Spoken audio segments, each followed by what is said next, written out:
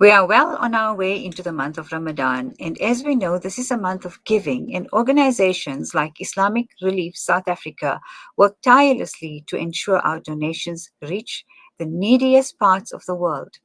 Head of Fund Development, Abdul Aleem Ghamza, who is joining us now on the line, will be talking about the power of zakat and a bit more about their fundraising campaigns. Assalamu alaikum wa rahmatullahi wa barakatuh. Welcome, Brother Abdul Aleem. Wa alaikum salam wa rahmatullahi ta'ala wa barakatuh to yourself and the listeners of the radio station as well. Jazakallah khair. You know, when we talk about relief organizations, especially in this holy month of Ramadan, I think our hearts just reach out, and it's never enough. And I think there's this heightened need to want to contribute. But throughout the year, we know that there's a heightened need for contributions. So let's talk about the month of Ramadan and tell us about what Islamic Relief's focus is in this month. Bismillah ar-Rahman ar-Rahim. All praise and thanks is due to Allah subhanahu wa ta'ala. We're very much grateful for Allah subhanahu wa ta'ala for the innumerable amount of blessings that He has given us, for us to be able to fast in the month of Ramadan in this year, to be able to see the first 20 days of Ramadan, which will be upon us very shortly, inshallah. And you talk about the work that we do in Ramadan. SubhanAllah, we do the work throughout the year, and I'm sure many organizations will say that. We do work throughout the year. However, it's an opportunity for us to heighten and highlight some of the areas in focus around the globe and locally. It is important for us because we have been doing life-saving work around the globe since 1984, looking at delivering food, water, whether it be emergency relief, whether it be shelters, whether it be hospitals, whether it be schools for children. Islamic Relief has been at the forefront of all these activities over since 1984, alhamdulillah. And, looking at the work we do, part of what we do is looking at sustainable development and goals. However, the month of Ramadan heralds in a time when people's hearts are a lot softer, it heralds in a time when people want to give more, it heralds in a time when people feel and know that they want to draw closer to Allah subhanahu wa ta'ala. So this is a great opportunity. We are able to feed people around the globe, whether it be in Syria, whether it be in Palestine, Gaza, whether it be in Yemen, whether it be in Afghanistan, whether it be here locally here in South Africa.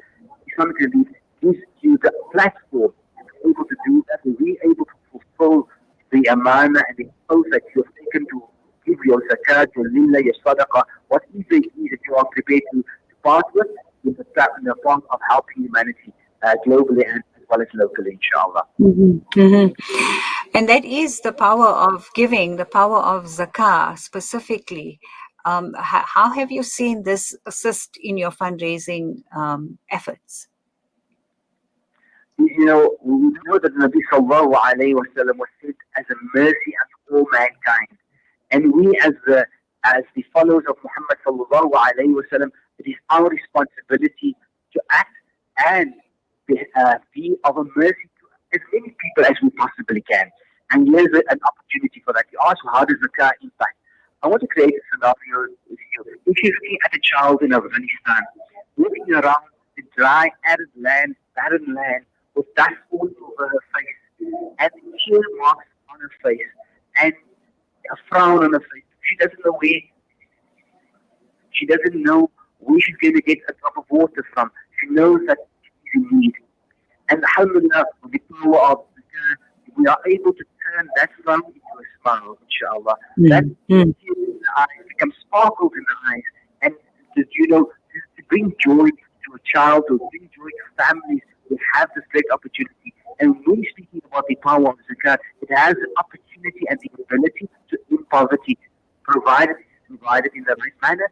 And also, over and above that, we must remember, what we want for ourselves. He's with the believer who does not love for his brother what we love for himself. And here, we love to have good things. We love to eat nicely. And our brothers and sisters elsewhere are not having those privileges. So it is our responsibility to make sure that they have life that we have. And so we provide food to them, provide water to them, and we provide shelter to them. And this is the power of zakat, we can all pull our money together and send it to various countries and to various places where the need is the greatest, inshallah.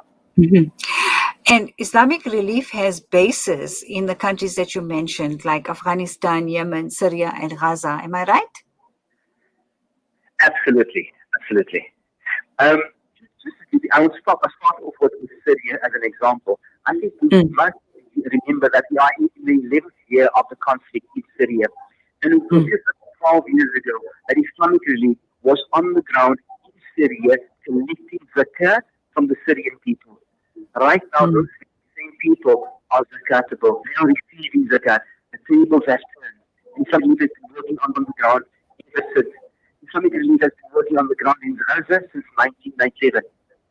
We are providing again the essential needs for millions of people suffering under a lifetime of siege. And we know what that's like because we went through a hard lockdown. And whilst we thought it was great in the beginning of hard lockdown, not no sooner as a week passed and we said we need to get out, we need to do some stuff. They are facing this on a day-to-day basis. We've been working in Afghanistan for many years. Since 1999, we've been working in Afghanistan.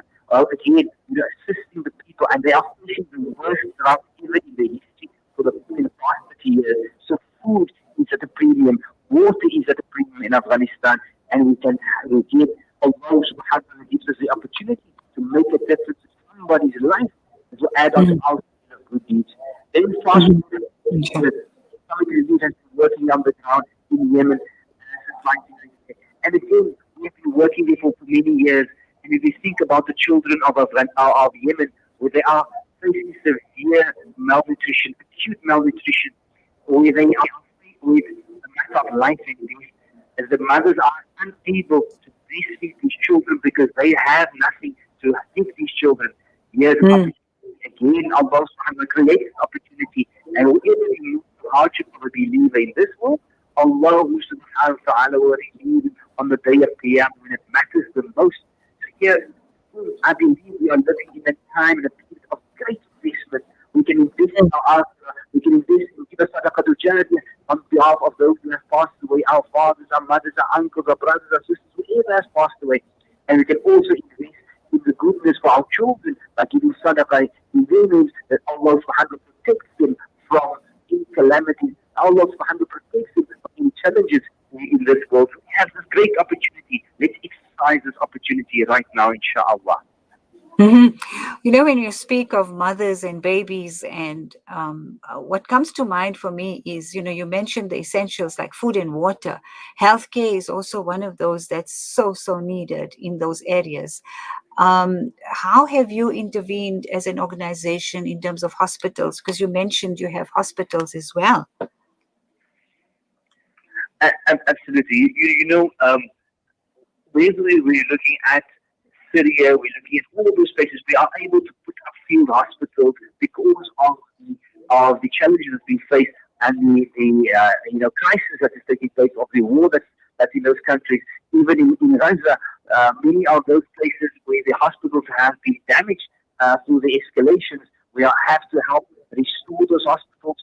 We supply medical assistance, but we also, in Gaza, for example, we have been making sure that the doctors have received some sort of salary to be able to make sure that they are working and serving the community. Otherwise, they would be out looking for something else to do, perhaps fishing to provide for their families. So these are just some examples that we are doing to make sure that we are assisting from a medical perspective. In Yemen, we do exactly the same. And when we need to bring in specialists and to assist, we will do that as well. But other than that, we work with the local people in the various countries, whether it be Yemen, Syria, Gaza, Afghanistan. It doesn't matter. Brother Abdul, Aleem, it sounds quite simple when you say this is what we're doing. This is how we have to pay doctors to do their work. All of this requires funding, and that's the reason why you are here today with us. Not because it's just a pledge, for you for listeners to contribute, because it is a noble and very worthy cause.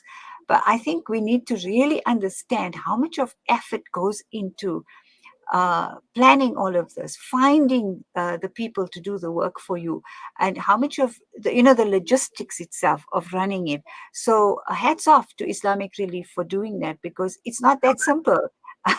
It's projects upon projects upon projects, and each and every one is humanitarian. Each and every one is reaching out with compassion as Muslims. So it takes a lot of hard work. And of course, at the end of the day, it's funding that's required for it to continue, for it to be sustainable. Absolutely. First and foremost, we have to thank Allah subhanahu wa ta'ala for allowing us to work in this field. Uh, Secondly, for giving us the strength and the energy to fulfill our roles within the various organizations to make sure that we are able to service humanity at large. And thirdly, we have to thank Allah subhanahu wa ta'ala as well for the generous donations and the donors that make those donations to help those most vulnerable communities around the world. My job is only to bring you the message, tell you what the situation is, also advise you of how you can spend your money and where you can spend your money. Because really Allah subhanahu wa ta'ala has only entrusted us with the money, but the reality, everything belongs to Allah subhanahu wa ta'ala. Allah subhanahu wa ta'ala to see how to spend this money. That's why Allah subhanahu wa ta'ala reminds us in Surah Baqarah when He says, loan to Allah subhanahu wa ta'ala, a good loan, a beneficial loan, because Allah will see how we will spend this money. So we are working on the ground. We are looking at Afghanistan. We are looking at Yemen. We are looking at Syria. We are looking at Gaza. When we speak to our brothers and sisters in Gaza, they say, yes, we need assistance financially. We need to have medical supplies. We need to have shelters. We need to have water. But one of the things that we ask of you in South Africa is don't forget us in your conversations. Don't forget us in your conversations. That will remind you that there are brothers and sisters that are facing challenges on a day-to-day basis, and you will be remembered. So when you open your wallet, you're able to give and spend something, not in the cause of Palestine or Gaza, but in our own cause, because we gave the praise of Allah subhanahu wa ta'ala. That's the most reward that we can receive, inshallah. Inshallah. The name Islamic Relief speaks for itself. However, I'm sure you reach out to every human being, regardless of their religious beliefs. Now that the countries we mentioned, Afghanistan, Yemen, Syria, Gaza, it's predominantly Muslim populations.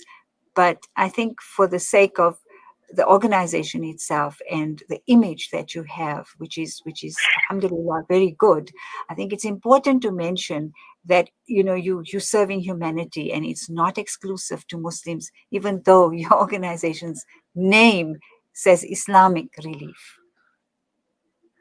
It's not saying Muslim Relief. Yeah. Because we are a humanitarian organization with an Islamic ethos. We serve humanity at large. If you're looking at very locally, KwaZulu-Natal, the people that we are assisting them, perhaps a very small percentage of the people that's being assisted right now in KwaZulu-Natal are people of a Muslim faith. Everybody else would subscribe to another belief or another religion for that matter. So we help humanity wherever the need is, because at the end of the day, if we save a life, it's as if we have saved the entire mankind. And that is the principle that we want. We want to make a difference to the lives of humanity at large. And, we benefit not only Muslims, non-Muslims as well. So we as an organization, we are there to serve humanity and to make sure that we can make a difference in the lives of so many people. Right. And I'm glad you mentioned KZN, because my next question to you was, the focus is on international relief. But of course, closer to home, there's also the need. And KZN, yes, at the moment, but I'm sure there are projects that you do throughout the year in South Africa as well. Absolutely. South Africa goes without mention, because we are based in South Africa. We are called Islamic Relief South Africa. And our focus, a lot of the work we do in South Africa right now, with what's happening in KwaZulu-Natal, we have managed to supply water, mattresses, blankets, food to those people who are destitute, for those people who requires assistance. And again, it is not again about what faith you subscribe strive to, if the need is there, assessment is made, we will provide the life-saving assistance that we can. So we have projects running across the country, whether it be again in the main centres, perhaps KwaZulu-Natal and Durban. We're looking at Johannesburg, Gauteng region, and in the Western Cape. But inshallah, as we progress and we move out and as we are growing, we are moving into many areas and many towns. We will make a difference. And one of the biggest things is water is a huge commodity. Some places there's been a lot of rain and lots of water, and other places of the country there's huge drought. So we focus across the globe, across the country, on many aspects. We're looking at education, we're looking at sustainable farming for single mothers, and we're looking at water and so forth. So yeah, and one of the other areas that we focus on is our orphans. Our orphans, looking after our orphans and vulnerable children is one of our big focus areas as well. And that again, that is locally as well as abroad. And whenever you feel that you want to sponsor an orphan, Bismillah, and you can make a difference. Again, I'm reminded of a hadith of Nabi sallallahu alayhi wa sallam. He said, myself and the person taking care of an orphan will be like this, and how is injured, and his four fingers together, and that will be in the akhirah. We also want to be in the company of Rasulullah sallallahu alayhi wa sallam in the akhirah. So we have a great opportunity here, even to take care of an orphan here in South Africa or abroad, and make a difference in these lives, to create hope for them as well, inshallah. Alhamdulillah. So how can the listeners help? This coming Saturday evening, we will be on channel 346 and channel 347. We will be having our ask and our pledge for the two countries that I've mentioned, which will be Afghanistan, Yemen, Syria, and Ghamza. And the listeners can tune in at 21:30, which is 9:30 p.m. on Saturday evening on either one of those channels. And we're looking to make a significant difference to the lives of these vulnerable people in these very war-torn and drought-stricken countries. And our whole notion and the game is to make an impact on so many people as we possibly can. And we cannot do this without the intervention and the assistance of the individuals that's listening right now.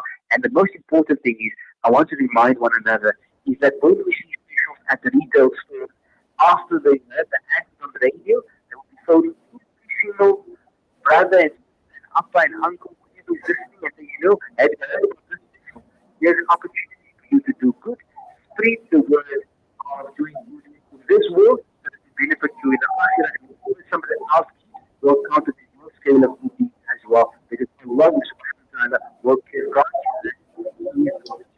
We have the great opportunity to spread the word of good, so that we can benefit as many people globally as we possibly can, inshallah. Inshallah. And I think we need to also specify that it's not just zakah that you'll be collecting. It's just the zakah, and the zakah, the sadaqah, the lillah, the fitra, and when you pay your fitra, you can donate your fitra through Islamic Relief. All these people still need to pay the fidya. Bismillah, you can make that difference as well, and you can be paying your fidya to make sure that you've covered that amount that's upon you. Then go onto our website, which is www.islamic-relief.org.za, and you can go onto that. You can see all our projects and what we are busy with, what we are doing right now, and inshallah, you can be part of that as well and be part of the reward that Allah subhanahu wa ta'ala will be giving out, inshallah. Inshallah ta'ala khair. I wish you and all of us at Salam Media wish you a wonderful Ramadan. Whatever's left of it, may Allah accept the du'as of everyone listening and yourself and your organization. May Allah grant you prosperity and accept all of the good work that you are doing, inshallah ta'ala. Jazakallah khair for spending this time with us this morning. And inshallah, your fundraising efforts will go very well, and it will continue to run for the rest of the year and going forward, inshallah, for all of those people that are in desperate need for our help.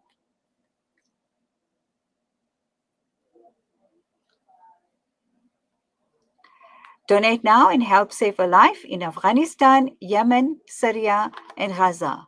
Also follow the Islamic Relief SA social media pages for more information on their live pledge this Ramadan.